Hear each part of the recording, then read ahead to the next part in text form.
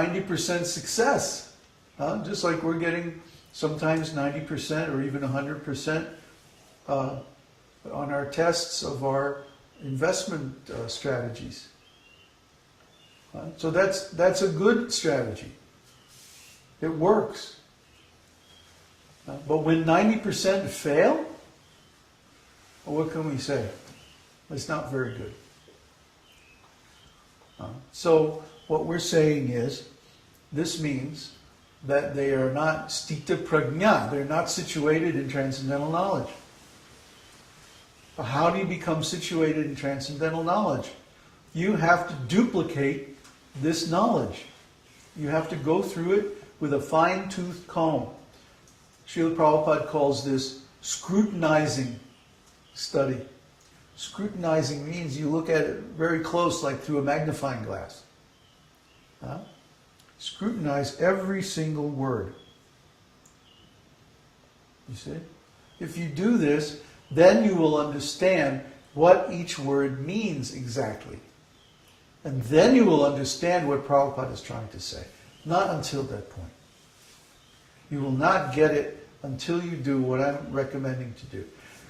See, people think that when we give these instructions, we're just trying to make you waste your time, or trying to control your mind, or trying to make some impossible demand.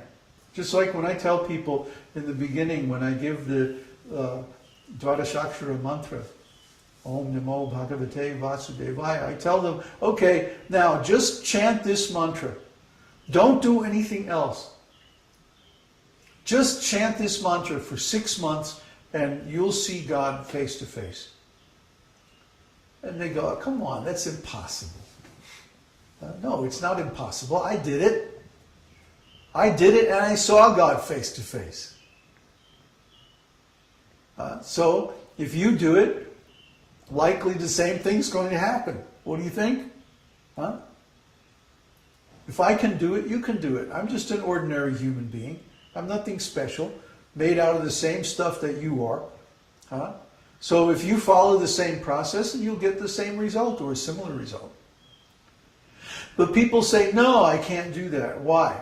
Because they have some material conception of their identity.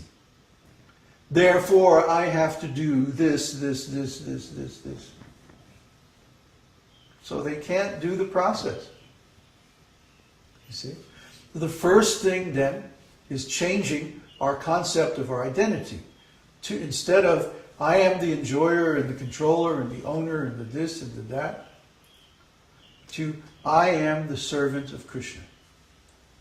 Now, if I'm the servant of Krishna, if that's who I am, and Krishna's representative tells me, now you should just chant Krishna's holy name, and you get to see Krishna because you're calling Krishna, Krishna will come. Now if you're Krishna's servant and Krishna's representative tells you to chant Krishna's name and call Krishna and he will come, then you say, oh, okay.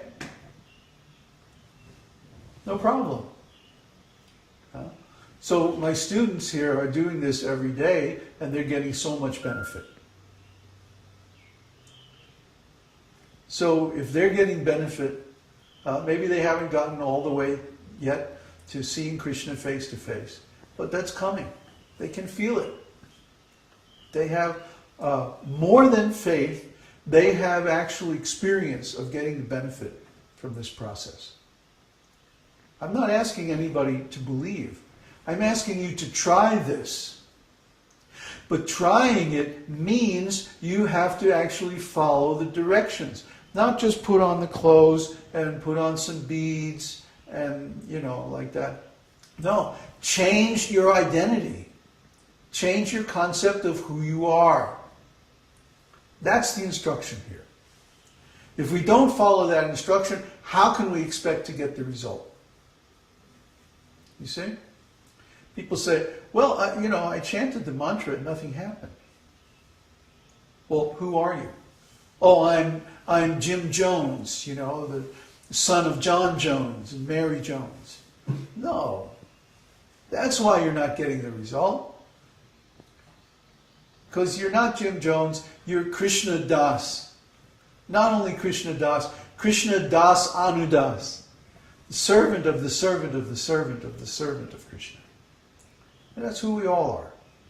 So if we accept this and we make our plans, use our intelligence, use our mind, use our energy, use whatever facility, whatever energy, whatever resources we've got in Krishna's service, then we will get the result of Krishna's instructions because we're following Krishna's process. Okay? Prabhupada says very clearly here, artificially, such sense desires cannot be stopped. And we see this. And the proof is, those who try artificially from some material, political platform to say, I am guru, I am devotee, I am advanced, blah, blah, blah, they fall down. That means they're trying artificially. But then, Prabhupada says, but if one is engaged in Krishna consciousness, not Krishna thinking, not Krishna speculation, not Krishna rituals, not Krishna politics, not Krishna organizations, not Krishna religions, not Krishna money, not Krishna power, not Krishna speculation, Krishna consciousness. Look up the word consciousness, please. These guys never did that. They never looked up the word consciousness. So they assume that Krishna consciousness means being a member of some organization. And advanced Krishna consciousness means being a leader in an organization. No, they really think like that. And because they think like that, they fall down. Why? Prabhupada says right here, artificially such sense desires cannot be stopped. But if one is engaged in Krishna consciousness, please look up the word consciousness. Do me a favor. Huh? If you're watching this on video, stop the video, get the dictionary, look up the word consciousness. Then, automatically, sense desires subside without extraneous efforts. Extraneous, what does that mean? Extraneous. No. Oh. See? You don't know the meaning of the words. Extraneous means unnecessary, outside of whatever the subject is. The subject here is consciousness. Krishna consciousness.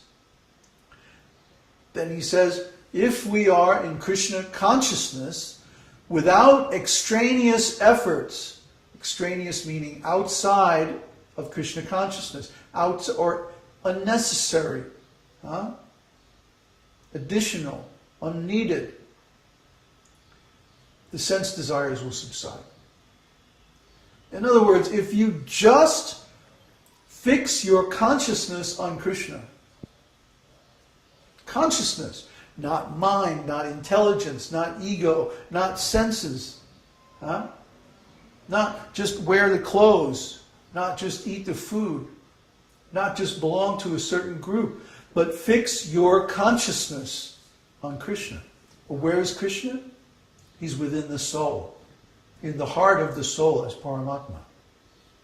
So the first thing we have to do is fix our consciousness on our own consciousness. And then within that consciousness we will find Krishna. I'm speaking here from experience. First of all, fix your consciousness on consciousness, because Krishna is spiritual. Krishna is not material. So first you have to get all material things out of your consciousness, then you can fix your consciousness on Krishna. All this business of performing rituals and deity worship and all of this stuff using the material senses is just preliminary. That's Kanishta Adhikari stage. It's the neophyte stage. The actual stage of Krishna consciousness, the madhyam adhikari stage, begins when one fixes one's consciousness on a spiritual object. That is the definition of meditation. Until that happens, you are not in Krishna consciousness. You are in some preliminary religious stage. External. Try to understand. The real Krishna consciousness means Krishna consciousness. Consciousness. Not Krishna mind, not Krishna intelligence, not Krishna false ego. Krishna consciousness. You have to look up all these words and be well aware of the distinctions between them. Then you can understand the simplest thing, like Krishna consciousness. But because these guys, my God brothers, did not understand the distinction between these different terms, they fell down. You will also fall down unless you understand these things properly. And the only way you're going to understand them properly is